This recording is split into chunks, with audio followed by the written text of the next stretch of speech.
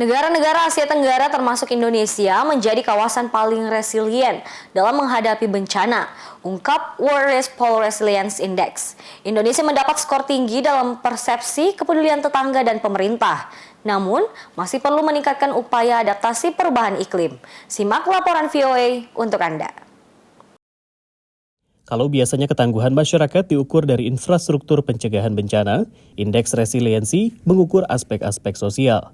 Indeks ini memetakan kesiapan diri dan rumah tangga, serta persepsi akan kepedulian tetangga dan pemerintah. Dalam indeks ini, banyak responden Indonesia percaya tetangga dan pemerintah peduli pada mereka dan akan membantu jika terjadi bencana. In Indonesia, that is 33%. It's a third of people. That might not sound like a lot, but there's only 6 countries in the world that score higher. We ask people how much that they think their neighbours care about them and their well-being, because this serves as an indication of how likely people are to act as first responders in their community and support each other if a disaster strikes. And on that metric, over 50%, over half of people in Indonesia say that their neighbours care about them. Selain Indonesia, negara-negara tetangga seperti Filipina, Vietnam, dan Kamboja juga memiliki skor tinggi. Meski begitu, Indonesia ketinggalan dalam hal sistem peringatan dini bencana. Indonesia, that rate is about 50%, but that is a bit low compared to Southeast Asian peers, where it's more in the region of 70-75%. Pemahaman resiliensi ini dianggap penting, mengingat Indonesia masuk kawasan rentan bencana. Badan Nasional Penanggulangan Bencana atau BNPB mencatat 1.044 kejadian bencana dari Januari hingga Juli 2024. Banjir dan cuaca ekstrim jadi kejadian terbanyak.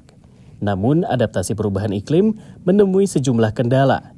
Pakar ekonomi lingkungan UI saat menghadiri konferensi iklim di Maryland mengungkap belum ada kesepahaman antara kalangan peneliti dan pembuat kebijakan. Dalam kepalanya tuh adaptasi berbeda-beda, dan setiap setiap lokasi itu juga tantangannya berbeda-beda. Jadi itu yang justru kita harus angkat, di tiap daerah itu beda-beda tantangannya ketika dia mau dibungkus dalam konteks nasional, sebenarnya apa nih yang jadi prioritas seperti itu. Sementara itu, dalam kesempatan yang sama, pakar dari Bank Dunia mengatakan kelompok rentan seperti masyarakat miskin dan kelompok disabilitas akan lebih terdampak oleh perubahan iklim. Karena itu, dia menyerukan perhatian khusus kepada kelompok-kelompok ini. Entah itu gender, apakah dia perempuan atau laki-laki, karena perempuan biasanya lebih rentan.